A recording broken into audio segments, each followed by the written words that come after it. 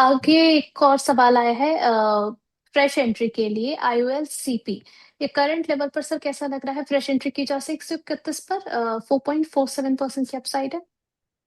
देखिए बहुत अच्छा है। और मैं पहले डिस्क्लेमर दूंगा, ये स्टॉक हमने अपने प्रीमियम क्लाइंट्स को रिकमेंड किया है और बोलूंगा 80 रुपए पर रिकमेंड किया है और अभी भी वहां पर पोजीशन है।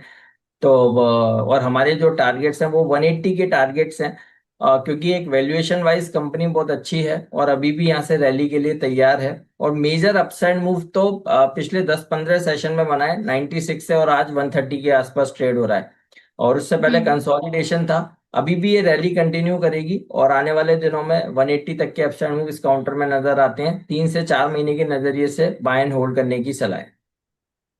चलिए ठीक है। यहाँ पर आगे इनका एक और क्वेश्चन है सर, अंबुजा सीमेंट को लेकर के 520 पर इन्होंने बाय किया हुआ है। क्या किया जाए? अभी 439 चल रहा है। देखिए इस स्टॉक को थोड़ा सा हम अवॉइड करेंगे। अदानी ग्रुप का ये काउंटर है और जब से पहले तो बहुत अच्छा था, और जब से अदानी ग्रुप में ये शामिल हुआ है उसके बाद इस स्टॉक हम्म। की दशा और दिशा पूरी तरह से खराब हो हम्म। चुकी है। तो क्लियर कट बोलेंगे इस स्टॉक को उससे दूर रहिए और हमारा अवॉइड है। और अगर सीमेंट का ही कोई स्टॉक समझ आपको बाय करना है तो आप एसीसी में खरीदारी कर सकते हैं। ग्रासिम बहुत अच्छा है, अल्ट्राटेक, इन स्टॉक्स में खरीदारी करने की सलाह है, लेकिन अंबुजा को टोटली अवॉइड करेंगे। अंबुजा को टोटली अवॉइड करना है। चलिए ठीक है। नेक्स्ट सानवी जी का क्वेश्चन आया है जीपीटी हेल्थ को लेकर के 136 पर इन्होंने बाय किया है। अभी अगर हम देखें 151 पर चल रहा है। आज भी अच्छी खासी 5.5% से ज्यादा की तेजी है। लॉन्ग टर्म के लिए सर बने रहे जीपीटी में? देखिए जीपीटी हेल्थ केयर 150 रुपये बहुत अच्छा है और आज तो ब्रेकआउट हुआ है चार्ट्स पर, बिल्कुल बने रहने हम्म। की। और जो अभी तक चार्ट्स बने हुए हैं उसके हिसाब से 165 170 के तो टारगेट्स बनते हैं। तो हमारा व्यू है यहाँ पर आपके पास जो पोजीशन है होल्ड करने की सलाह है। स्टॉप लॉस रहेगा 142 का। और उर्वशी जी मैं फिर एक बार बोलूंगा, एनआईटी हम्म। लिमिटेड 93 रुपये 60 पैसे का हाई बनाया है। जिन्होंने हमारे कहने पर किसी भी चैनल पे सुनकर, यहाँ सुनकर होल्ड कर रखा है या खरीदारी की हुई है, मैं ठोक कर बोलता हूँ एक बार प्रॉफिट बुक करने की सलाह है। आप प्रॉफिट बुक करके निकल जाइए। मुझे नहीं पता ये कल 100 रुपये भी हो सकता है और ये कल 90 रुपये और 80 रुपये भी हो सकता है। तो मेरे व्यू में आप 9360 93 जो लेवल आ रहा है एक बार बुक करने की हम सलाह दे रहे हैं।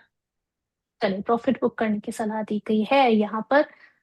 आपको नेक्स्ट यहाँ पर क्वेश्चन आया है सर एसजीपीएन को लेकर के 105 पर इन्होंने बाय किया हुआ है। 6 महीने का इनका नजरिया है, क्या इनके बाइंग प्राइस पर आ जाएगा एसजीपीएन? ठीक है, नहीं आएगा। और मैं एक ही चीज बोलूंगा, अगर पावर रिलेटेड स्टॉक्स की आप बात करते हैं तो टाटा पावर इन लेवल्स पे बहुत अच्छा है। टाटा पावर को आप पोर्टफोलियो में जगह दीजिए, बजाय ये एनटीपीसी हो, एसजेवीएन हो, एनएचपीसी हो। तो इनमें क्या है ना कि गवर्नमेंट का मेजर रोल रहता है, तो कहीं हम्म। ना कहीं वो स्टक हो जाते हैं। तो हम्म। बेटर ये है प्राइवेट स्टॉक्स को खरीदिए। टाटा पावर बहुत अच्छा है, आपको रैली ही देगा। चाहे आप 10 दिन होल्ड कीजिए, चाहे 20 दिन, चाहे 25 दिन या 2 महीने, आपको आप देखेंगे नेट और नेट आप पॉजिटिव ही रहेंगे। तो इसलिए व्यू टाटा पावर पर ज्यादा पॉजिटिव है। ऐसे काउंटर्स हम्म। को अवॉइड करने की सलाह है। चलिए अपोलो माइक्रो पर सर आपका व्यू क्या रहेगा? क्या अभी जिस तरीके से हमने अपोलो माइक्रो में जो तेजी आते हुए देखी है, 1 महीने में अच्छा खासा चल चुका है, क्या अभी भी फ्रेश एंट्री बन रही है इसमें, या फिर अभी जिनके पास है ऑलरेडी वही एग्जिस्टिंग पोजीशन को बना करके चले? बिल्कुल। देखिए मैम फिर एक बार डिस्क्लेमर देंगे, और मुझे ऐसा लगता है कि शायद हम बार बार आपके साथ अब शो कर रहे हैं ना, तो आपको वो समझ में आ गया है हमारा टेस्ट। हम जिन स्टॉक्स पर जिक्र करते हैं और आप उन्हीं स्टॉक्स का क्वेश्चन कर रहे हैं। बहुत अच्छा ये सवाल है। और डिस्क्लेमर में ये है, ये स्टॉक हमारे प्रीमियम क्लाइंट्स को हमने रिकमेंड किया हुआ है और अभी भी 30-35% का प्रॉफिट पे वो क्लाइंट्स ट्रेड कर रहे हैं। पर अभी भी हमारी होल्ड करने की सलाह है। टारगेट्स 500 रुपये तक के हैं अपोलो माइक्रो में। तो कोई भी डिप यहाँ से देखने को मिलता है, बाय एंड होल्ड करने की सलाह है। 500 तक के टारगेट्स अपोलो माइक्रो में नजर आते हैं। चलिए ठीक है। यहाँ पर धीरे धीरे करके जो है वो सही डायरेक्शन में जा रहे हैं हम लोग। क्वेश्चन है सर एनएचपीसी को लेकर के ही, अभी हमने इसको डिस्कस भी किया था। कई दफा इन्होंने क्वेश्चन पूछ लिया, क्या यहाँ पर बाय बन रहा है? नहीं बनता एनएचपीसी। मैंने अभी बोला ना, 1 रुपए नीचे का एसएल लगाइए। अभी 7250 था, अभी 72 रुपए हो गया है।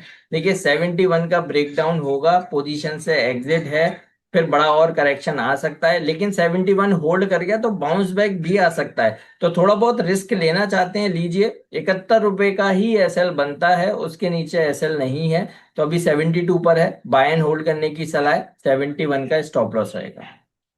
ओके, यहाँ पर एक व्यूअर का क्वेश्चन आया सर, एक्साइड इंडस्ट्रीज को लेकर के कॉल बाय करना चाह रहे हैं तो किस लेवल पर किया जाए?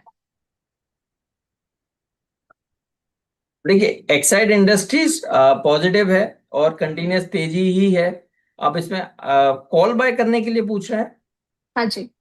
नहीं, देखिए अवॉइड करने की सलाह है। मैं एक चीज आपको बताता हूँ क्यों हम क्लियर कट अवॉइड बोल देते हैं। कि जो स्टॉक्स कंटिन्यूस रैली में होते हैं, अगर आप उनके ऑप्शंस को टच करेंगे, वो बहुत कॉस्टली होते हैं। और कहीं भी हम्म। 1% 2% की करेक्शन आ गई, या मैं बोलता हूँ करेक्शन नहीं भी आई, अगर कंसोलिडेशन भी हो गया, तो सारी आपकी टाइम वैल्यू वो ले जाएंगे, आप उनमें पैसा नहीं कमा पाएंगे।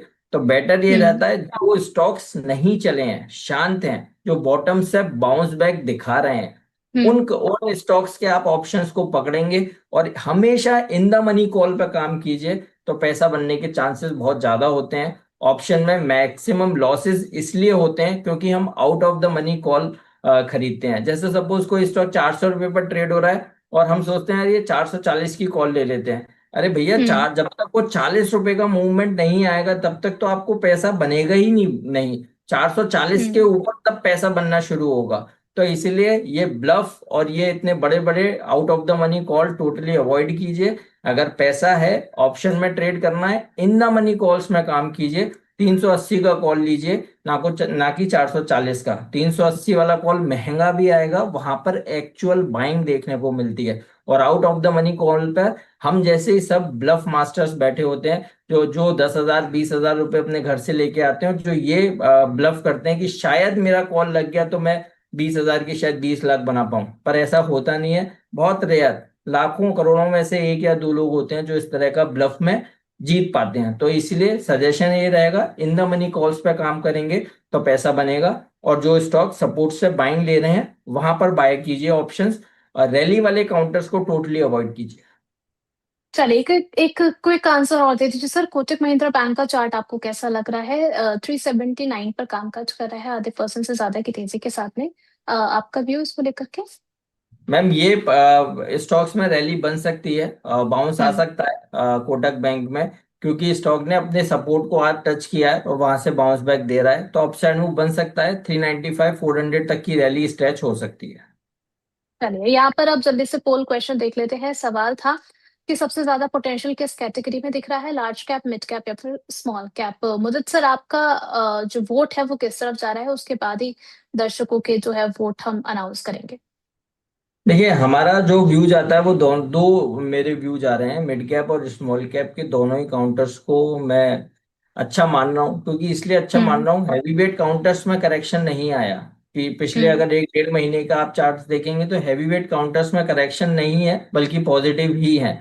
मिड कैप स्मॉल कैप बहुत करेक्शन दिखा चुके हैं, तो इसलिए अब इनके स्प्रिंग अगर खुलते हैं तो बड़ी रैली हम्म। यहाँ पर बनती है। तो चाहे मिड कैप हो चाहे स्मॉल कैप हो। और जैसा एक लाइव एग्जांपल है एनआईटी लिमिटेड, आपने देखा 64 रुपए वाली चीज आज 94, यानी ऑलमोस्ट 50% के रिटर्न 10 15 सेशन में देखने को मिले हैं। तो इसी तरह के स्प्रिंग जब खुलेंगे, तो मिड कैप स्मॉल कैप बड़ी रैली दिखाएंगे।